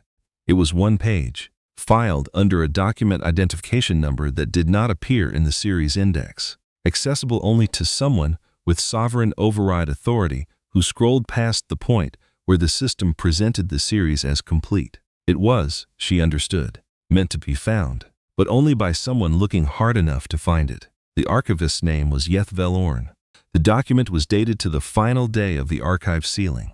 3,000 years ago, it read, I have done what the council asked. The archive is sealed. I cannot destroy it. I cannot destroy what we were, because what we were will exist as long as something living carries it. We gave it to them 40 years before we removed it from ourselves, in the way that a dying person gives away what they cannot keep. The species we called too primitive to matter, the ones on the single blue planet. We gave them what we were about to take from ourselves, and we did not know we were doing it. And now they have it, and we do not. And I do not know if that was fate or biology or something the universe does that has no name in any language we have left. What we have taken from ourselves, we have put into the stars. They have it still. Velhan endures in them. Let whoever finds this record find them. She read the document twice. Then she read it a 3rd time, more slowly. The species the archivist had called too primitive to matter was humanity. The single blue planet was Earth, the thing they had been given, inadvertently. Through 40 years of early contact before the Great Purification removed it from the Velthai. was the state that had been deprecated from official classification along with every word that described it. The thing James Carver had been generating in her monitoring system for 63 days. The thing she had been, she understood now, generating too, in a system she controlled well enough to suppress but not, apparently, well enough to eliminate entirely. Not when the right stimulus was in the room. She looked at the coordinates James had given her in the Hall of Accord. She had written them on a strip of material paper immediately after the session, before she could forget them, because her memory was reliable, but this was not something she was willing to risk forgetting. She put the coordinates into the archive terminal's navigation interface. The navigation system returned a stellar cartography result, an unregistered system, a habitable planet, a settlement, and linked from the settlement record, a geological subscan from an unmanned Accord probe that had passed through the system 18 years ago and had flagged an anomalous subsurface structure at the settlement's primary plateau, regular, geometric, composed of resonance stone, pre-purification resonance stone, 3,000 years old. The archivist had not just hidden the words. He had encoded the entire archive. Everything the purification had been designed to erase, into resonance stone at the contact site where the Velthi and humanity had first interacted. He had built it to last. He had put it where something living would eventually find it. And what had eventually found it was a settlement of 800,000 human beings who had built their colony on top of a 3,000-year-old Velthi memory without knowing it was there. And James Carver, who had no idea what was buried under the plateau, had given her the coordinates because he loved her, and love did not keep score. She sat for a very long time with this. Then she heard boots on the corridor stone, the resonance disturbance of a security team moving with purpose toward the archive wing, and she understood that her hour was up and the council had made its move. She took the material paper with the coordinates and the strip with the archivist's name, and she went to the detention block. The guard outside James's door was young. His name was Orinthis, and he had been assigned to that post at the recommendation of Elder Yethorn, which had passed through the Sovereign's residential staff appointment system and which nobody on the council had thought to examine because it was a routine staff posting, and the guard was junior, and the recommendation was from an old court elder who attended every sessions and spoke rarely and had been part of the furniture of the palace for so long that people had stopped noticing him the way they stopped noticing furniture. Orinthis looked at the sovereign. He looked at the door. He opened it. James looked up from the window when she came in. He was not surprised to see her. He was, she noticed, not surprised by much. She said, "Why did you give me the coordinates?" He said, "Because I love you, and love does not keep score." The thing that happened next was something she had been reading about for 3 weeks and had not expected to experience directly. The bioresonance in her nervous system responded in a way it had not responded in 3,000 years of carefully managed genetics. In a way she now understood, had been removed not through decay but through deliberate intervention, and it was not subtle. The resonance stone walls of the building, calibrated for the post-purification Velthi baseline frequency, carried something they had not been calibrated to carry, and every Velthi in the facility could feel it. She understood exactly what it was. She had been reading the archive's description of it for 3 weeks. She understood it the way you understood a word you had known was missing before you found it, not as something new, as something returned. 2 corridors away, Counselor Drevkoth felt the building's frequency shift and recognized it immediately. Because he had spent 60 years studying the archive descriptions of it and knew exactly what it meant when it was present. He opened the building-wide communication channel. He said, "Sovereign Kethravos, you have 1 cycle to submit to resonance recalibration. This is not a request." She stood in the doorway of James's detention room and listened to his voice fill the building, and she looked at James, and she made no move to comply. She was done complying with the management of things that should not have been managed. Elder Yethorn arrived at the sealed archive 20 minutes after Kethravos did. He came through the scholar's entrance on the east side of the archive wing, using research credentials issued to him for legitimate historical work that he had been conducting in this archive for 40 years. He moved with the careful deliberateness of a body that had learned to be selective about its energy expenditure, and he sat across from the sovereign at the archive terminal without being invited, and she did not tell him to leave because the family name on the archivist's document was his family name. I sealed it, he said in deep archaic Old Velthi, the dialect that had almost died along with everything the purification removed. My grandfather wrote the final document. When I was young, he told me what it contained and what he had done and what it would mean when it was found. He looked at the terminal, he said.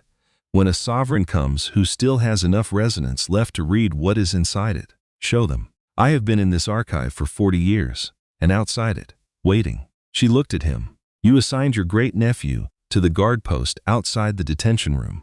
I have been placing members of my family in positions adjacent to the archive and adjacent to the security functions of this facility for 3 generations, he said, in case the day came. I did not know it would come through a human diplomat. I did not predict that. But the placement is useful regardless. He paused. Do you want me to stay while you read the rest? She said yes. He stayed. He did not read the archive with her because he had read it decades ago and had not needed to read it again. He sat and watched her read it, with the expression that was not readable to most people who encountered it, and that James had identified in the corridor weeks ago as existing outside his reference range, which made sense now. The expression was not an emotion the current Velthi classification system had a name for. It was a compound state that combined patience and grief and something that was closer to hope than anything the post-purification literature described. It was, Kethravos understood, looking at him for a moment, the expression of someone who had been carrying something for 60 years and was watching the person they had been waiting to hand it to reach out. She read for another 2 hours. Yethorn sat with her for the last hour and a half. When the material became specific enough that she found herself needing another person in the room, not to explain it, not to interpret it, just to be present while she understood what had been done to everyone who had lived and died in the 3,000 years between the archivist's final document and this moment. The records were thorough. They were clinical in the way that only documents written by people doing something they had decided was necessary could be clinical, with the specific detachment of a decision already made, applied to the process of implementation. She read the population compliance statistics. She read the 3-generation projection models that had predicted correctly what the outcome would be and had treated that outcome as a success metric. She read the final assessment, written by the council of that era 50 years after the implementation, which described the Velthi civilization as entering its most stable and productive period in recorded history. And she read the footnote at the bottom of the final assessment, in a smaller font that suggested it had been added after the main document was drafted, which said, Note: creative output metrics are down 43% from pre-implementation baseline. This is assessed as an acceptable secondary effect of stability optimization. Creative output down 43% and called acceptable. She sat with that for a very long time, Yethorn said, when she had been sitting with it for long enough. In the old language, my grandfather believed that the civilization they created after the purification was magnificent and hollow. He believed you could not remove what drives the creation of beautiful things and keep the beautiful things, he said. We built the Hall of Accord after the purification, and it is technically perfect, and it produces a frequency that makes non-Velthi visitors feel small. Before the purification, he said, we built the residence wing where you sleep, and it produces a frequency that makes anyone in it feel less alone, he said. Those 2 buildings were built by the same species, and they are not the same building, and the difference is what we removed. He paused. He was not wrong. She looked at the material paper strip with James's coordinates on it. She looked at the navigation result on the terminal screen. The resonance stone structure beneath the human colony's plateau, 3,000 years old, built to survive, built to be found. He gave me the coordinates with no knowledge of what was under the surface, she said. Yes, Yethorn said. That is the part that matters. In his detention room, James was not sleeping. He had slept, eventually, for 3 hours. And then he had been awake since before the first sounding of the morning cycle, sitting at the window with the twin moons still visible in the pre-dawn sky and thinking, not about the treaty, not about Intel or Brussels or what was going to happen to his operational profile after this. He was thinking about 12 years of fieldwork and what it cost. Specifically, To spend 12 years doing a job that required you to hold 2 accounts of every experience simultaneously and present only one of them. The cost was something he had not examined closely before this posting. Before this posting, the cost had seemed like a reasonable trade for the work, which was meaningful and genuinely useful and which he had believed in, and still believed in, and was not going to stop believing in even now. But the cost was real, and the past 63 days had been the first time in 12 years that he had allowed the 2 accounts to converge, had allowed the professional account and the personal account to be the same account, and the experience of that convergence was something he had no adequate word for in any language he spoke. The closest he could get was relief, not happiness, not triumph, not success. Relief, the specific relief of no longer managing a gap. He thought about what came next. He thought about it honestly, without the professional habit of managing the assessment toward the most useful conclusion. What came next was likely a review of his operational conduct, a determination that he had deviated from protocol in ways that were material and documented, a reassignment or a termination, and a treaty outcome that was probably worse than it would have been if he had never been here. He thought about whether the thing he had done, the convergence he had allowed, had been worth those outcomes. He thought about the archive beneath Callaway Station's plateau. He did not know it was there. He had not known what was under those coordinates when he gave them. He had given her everything he had, without knowing what it was worth, because love did not keep score and he had finally stopped trying to make it. He was going to find out what the coordinates meant eventually. He had a feeling it was going to be important. He had a feeling that the thing he had done without knowing what he was doing was the most important thing he had done in 12 years of intentional work. He could not have explained why he felt that. He simply did. Drev Koth, in his office on the far side of the administrative complex, had received the monitoring alert for the sealed archive access 22 minutes after Kathra Voss submitted the override request. He had been expecting it. He had been expecting it for 4 days, since the cultural exchange session had been replaced by a one-on-one meeting between the sovereign and the human asset, which should not have been possible to arrange without his knowing, and which he had therefore known about before it was arranged, because there were monitoring layers in the palace that the sovereign's staff did not know existed. He had let the meeting proceed. He had let the private residence session proceed. He had let the disclosure happen, and the emergency session happen, and the detention happen, because each step of the process had gone the way his planning required it to go. And what the planning required was that the sovereign be allowed to arrive at the sealed archive through her own investigation rather than through external direction, because an investigation she had conducted herself would feel like her conclusion and would therefore be harder to dismiss as external manipulation. He had planned for the archive access. He had planned the recalibration order. He had planned the response team, the medical personnel, and the legal framework for a sovereign recalibration under the emergency continuity protocol, which had been used twice before and which would hold up under accord review for the same reason it had held up before, because the documentation said the procedure was voluntary and the accord charter deferred to documentation. What he had not planned for was the coordinates. He had run every possible reason a human intelligence asset in James Carver's specific operational position would voluntarily disclose the location of Earth's most sensitive unregistered colony, with no conditions and no leverage and no apparent strategic benefit. He had run the analysis 3 times using different frameworks. None of the frameworks returned an answer. The closest any of them came was terminal self-exposure, in which a compromised asset disclosed everything as a form of final cooperation. But terminal self-exposure was a calculated move, and it came with conditions. It was a transaction. And what James Carver had done in the Hall of Accord was not a transaction. It was something the intelligence literature did not have a category for. Drev Koth had been studying human behavior in diplomatic contexts for 60 years.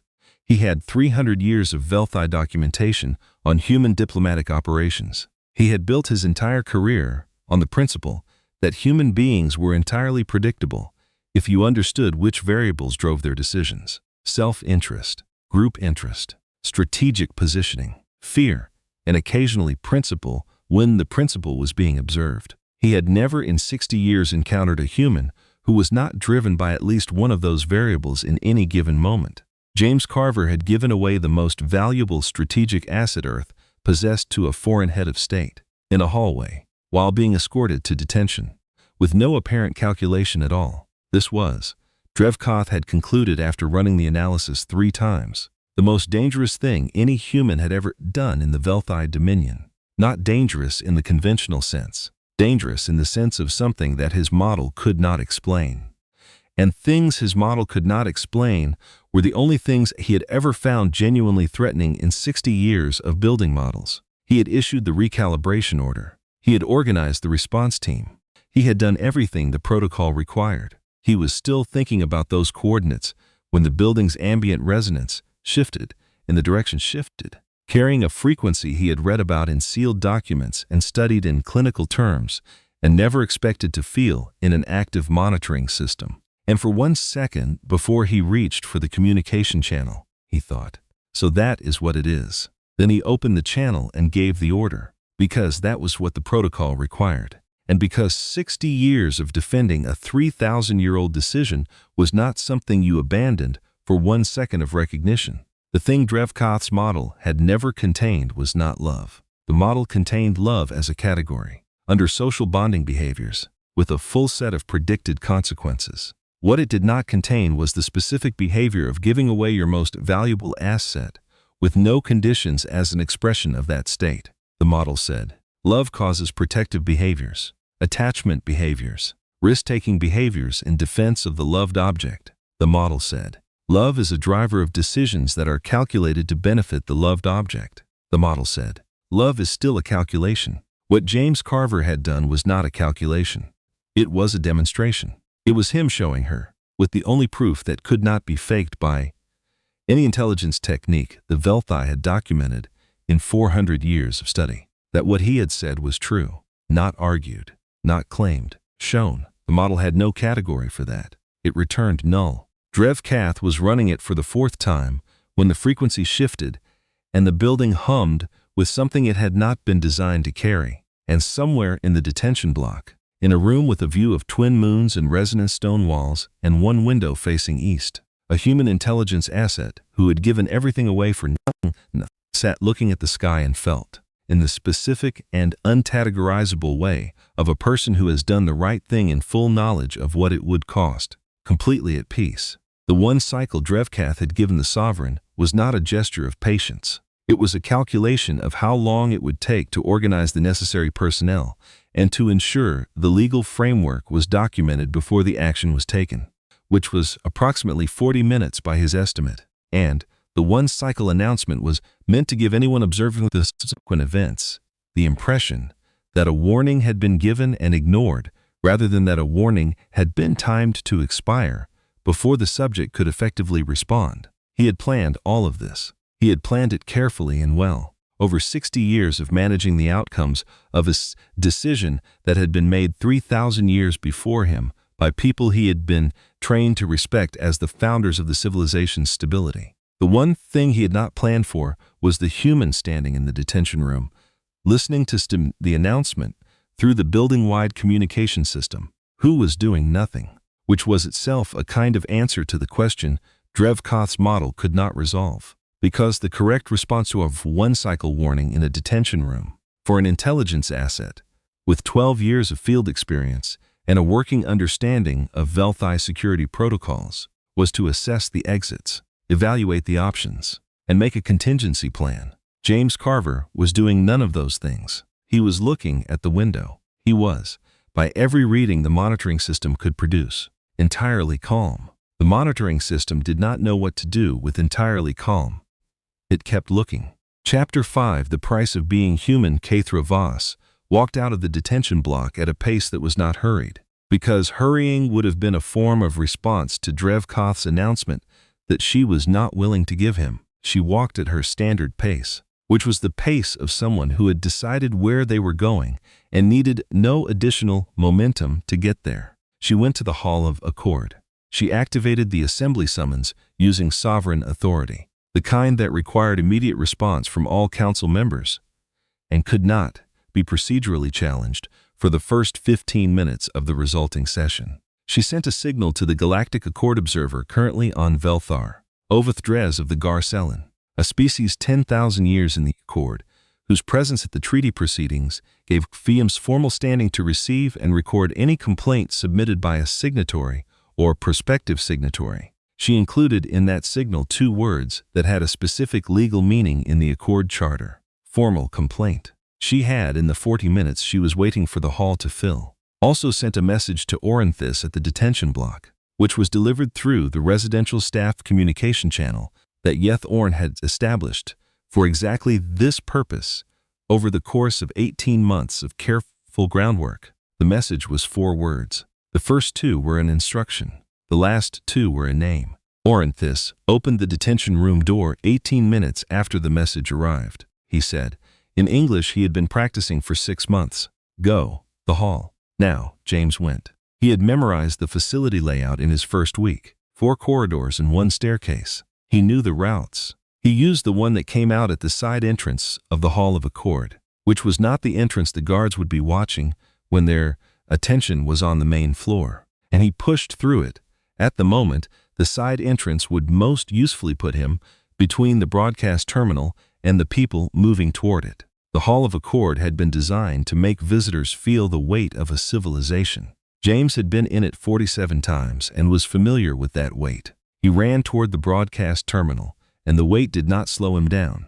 The confrontation had been running for 45 minutes before James arrived, and in those 45 minutes, Kathra Voss had done what she did in every session where the terms were worse than they appeared. She had asked precise questions that arrived from the direction no one had prepared for. Oveth Dres had taken his observer position with the gravity of someone who had been attending formal complaints for 8,000 years and had learned to identify, in the first 15 minutes of a session, whether what he was witnessing was a procedural dispute or something that was going to be referenced in documentation for the next several centuries. He identified this one as the latter before the first exchange was complete. Drevkoth had arrived with the full council and with Commander Sith Vor's guard detail, which was a statement rather than a security measure. He had contested the session format, the session timing, and the sovereign's authority to convene while a recalibration order was pending. She had answered each challenge with the specific charter provision that addressed it, citing them from memory with the precision she brought to everything she had decided was worth remembering, and citing in particular the annotation James had written in the margin of a governance charter document that had been included in the diplomatic exchange packet 18 months ago, which established that an unaccepted recalibration order did not activate the emergency continuity protocol, and that the Council could not use the protocol to prevent the sovereign from refusing it. She said this in open session. Oveth Dres noted it. She presented the sealed archive records. Drevkath contested their admissibility. She presented the Phase 2 documents, retrieved from the Council's own internal directory using her own authority. Drevkath contested the framing. He said, the documents had been presented to the sovereign by a human intelligence asset as part of a manipulation operation. The framing was therefore contaminated. Any conclusions drawn from the framing were invalid, she said. The Phase 2 documents were not retrieved from the human asset. They were retrieved by her from the Council's own directory. The human asset provided a fragment indicating the documents existed. She found the documents herself. The authenticity of the documents was not in question. The question was what the documents described. Drevkoth said, the human asset's bioresonance output over 23 days had been classified by the Council as a manufactured performance, a documented intelligence technique, she said. The Council's classification was inconsistent with the mathematical profile of the output. The output had been consistent for 23 days in a monitoring system the Velthai built and trusted, at a level of consistency and intensity that was inconsistent with manufactured states in every documented case in 400 years of Velthai bioresonance literature. She said this carefully and completely and let Oveth Dres note it. Then she put the coordinates James had given her into the hall's navigation display. The display showed the unregistered system and the habitable planet and the settlement, and it showed the geological subscan result, overlaid on the settlement map, the resonant stone structure beneath the plateau, 3,000 years old, pre-purification Velthai construction, sealed and preserved and waiting.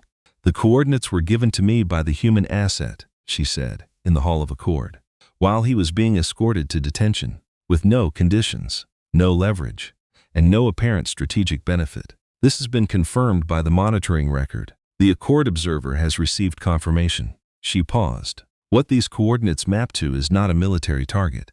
They map to the location of a Velthi archive from the pre-purification period, which contains the complete record of the Great Purification, including the implementation documentation, encoded in resonance stone format, at a site that was deliberately chosen to survive 3,000 years and to be found by the species that would know what to do with it. She looked at Drevkath.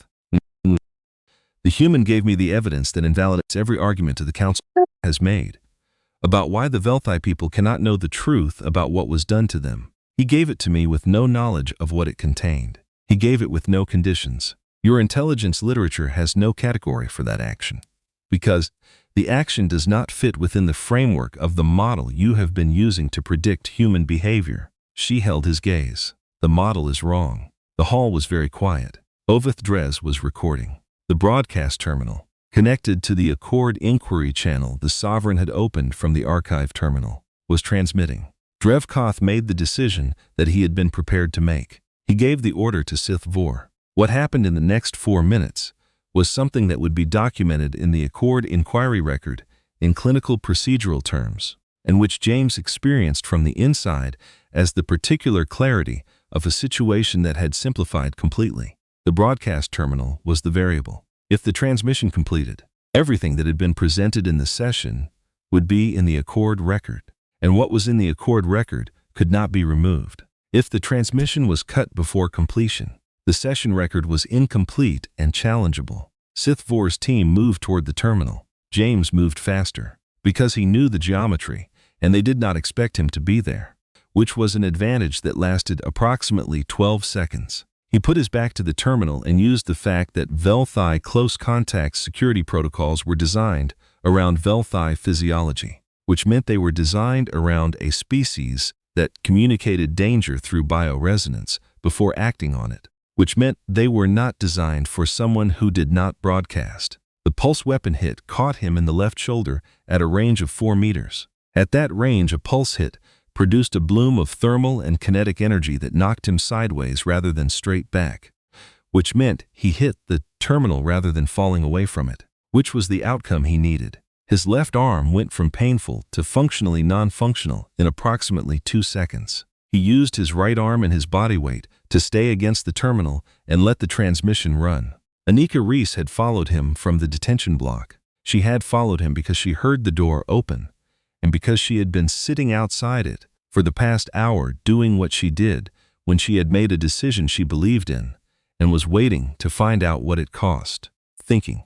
She had been thinking about what she had done and what she had not done, and what the difference was between following a procedure correctly and doing the right thing, which was not always the same thing, and which she had spent 14 months in this posting learning, was a distinction worth making. She did not reach the guard in front of the power conduit before he reached it. She reached him at the same time. She was 5'4" and 138 pounds, and she was angry in the specific way that comes from having finally located the line between complicity and responsibility. And the guard was surprised.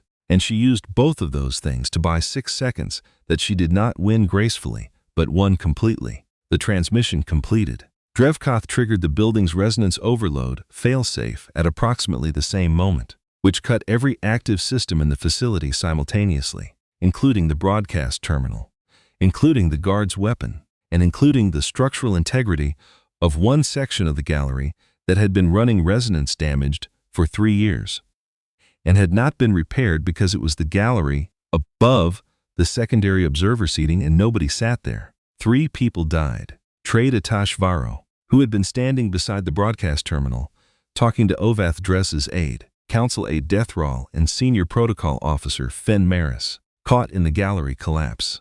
3 people who had come to a hall in good faith and had not come home from it, and whose names James wrote down in the first hour, after his shoulder was operated on and has not forgotten since. Reese had 2 broken ribs and a fractured collarbone.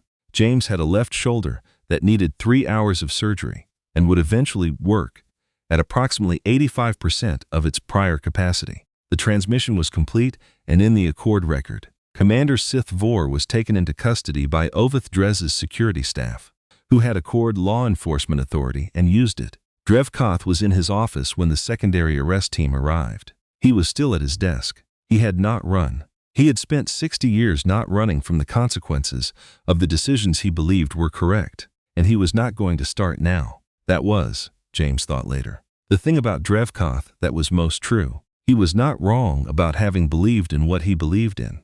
He was wrong about the belief. Those were two different things. And the difference was the space where 3,000 years of a civilization's history lived.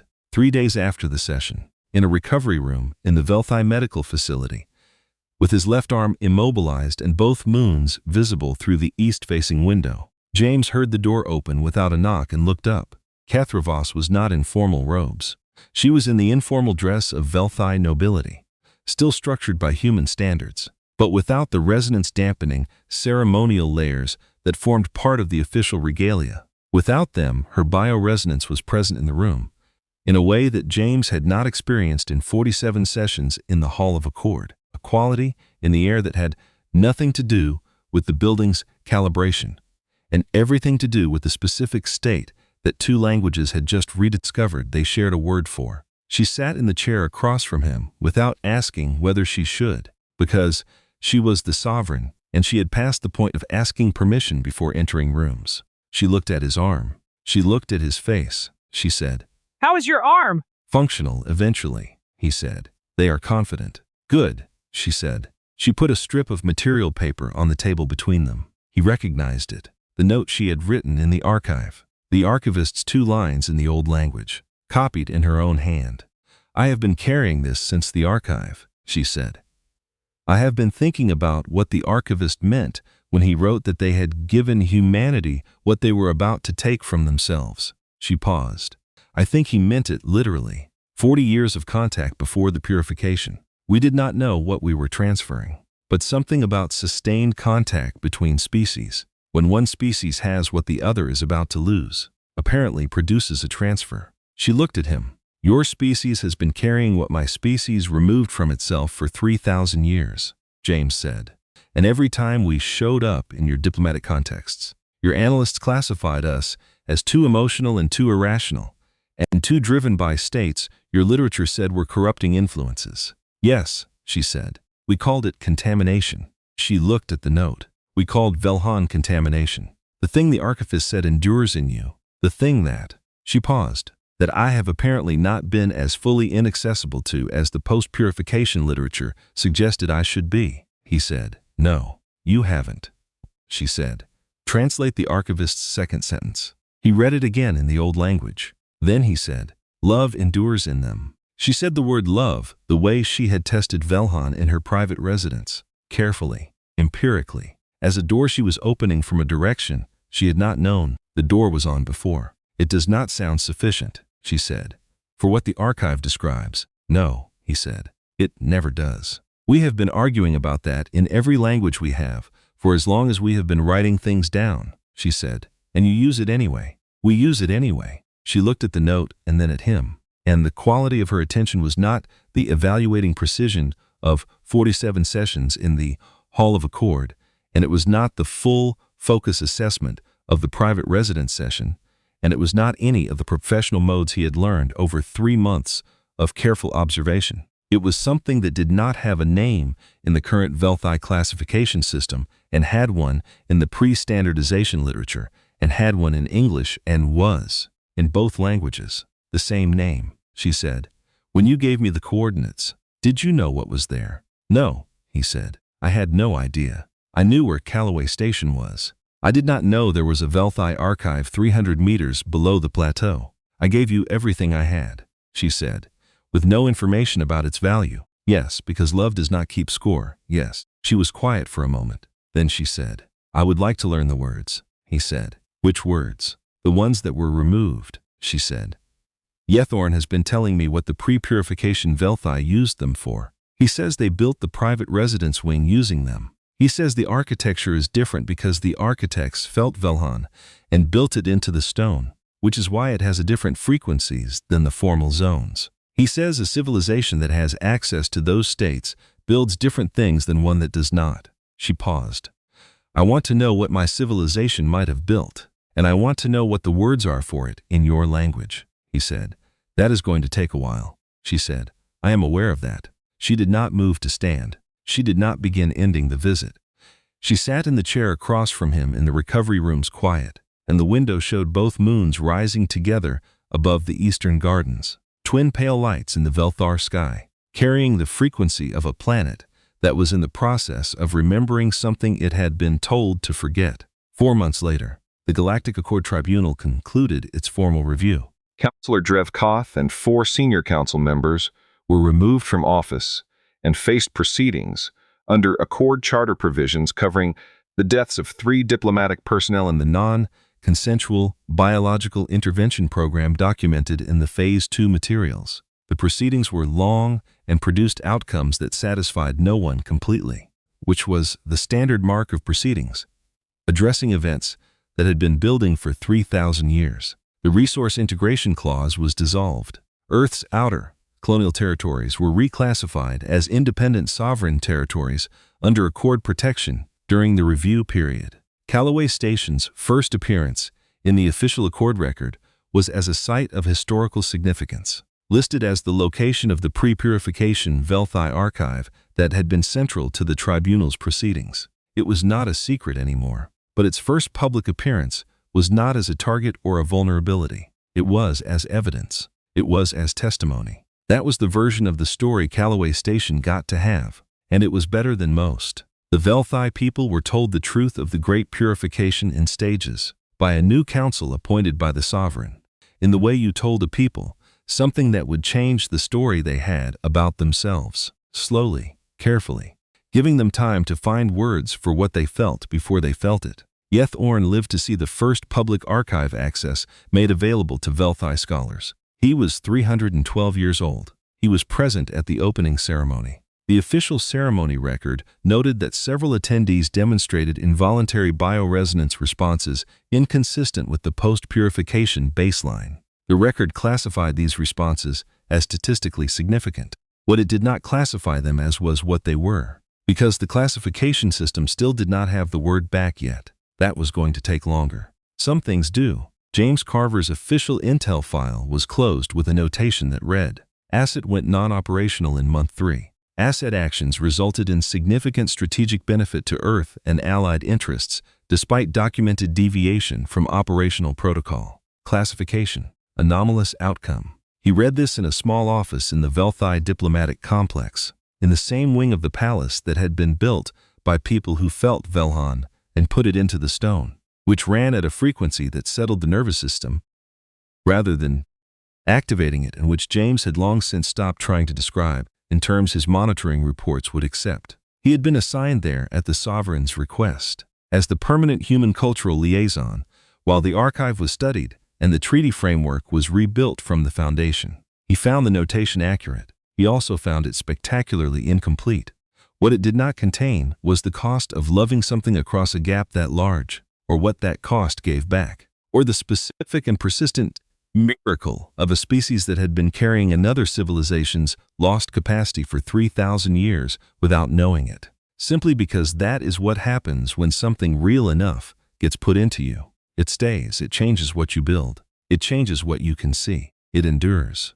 The twin moons of Velthar rose every night above a city of resonance stone, and the city held its frequency. And somewhere in that frequency, for the first time in 3,000 years, there was something that had not been there before. Not loud, not sudden, just present. The way light was present when a door was opened that had been closed a very long time. The way something endured when it was real enough to survive everything that had tried to remove it, and came home. The confrontation with Drevkoth had produced one moment James had not been present for, but had been told about afterward, when Cathra Voss displayed the coordinates and the geological subscan of the resonance stone structure beneath Callaway Station's plateau. Drevkoth had been quiet for a period that everyone in the hall subsequently described as significant, not the processing pause of someone calculating a response, a different kind of quiet, the kind that formed around a moment of recognition.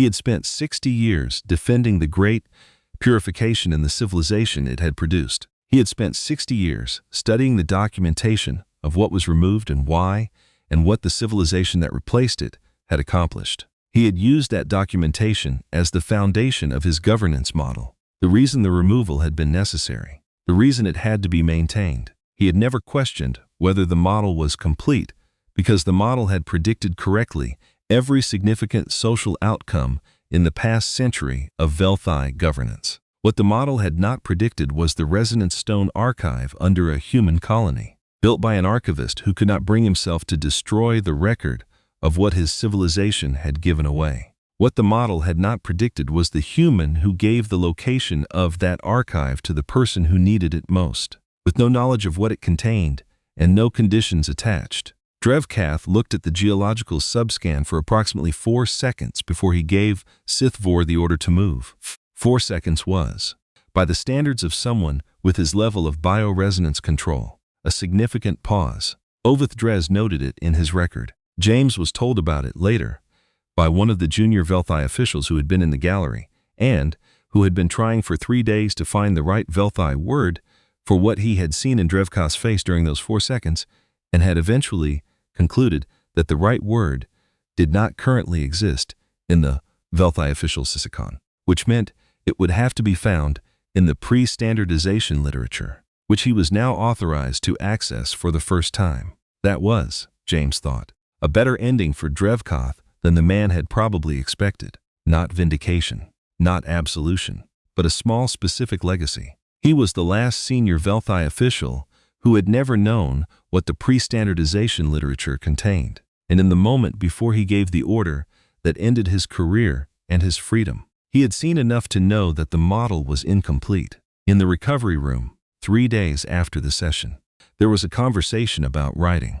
James had been thinking about the archivist, Yethvel Orn, for 3 days. He had been thinking about what it meant to seal a document rather than destroying it as ordered, to build an archive in resonance stone at a contact site and encode it to survive 3,000 years, to write 2 lines on a single page and file it where only the right person would eventually find it. He had been thinking about what kind of courage that required and what kind of faith. The faith of someone who did not know whether the thing they were preserving would ever be found or understood or used. Who did it anyway, because the alternative was the permanent loss of something true.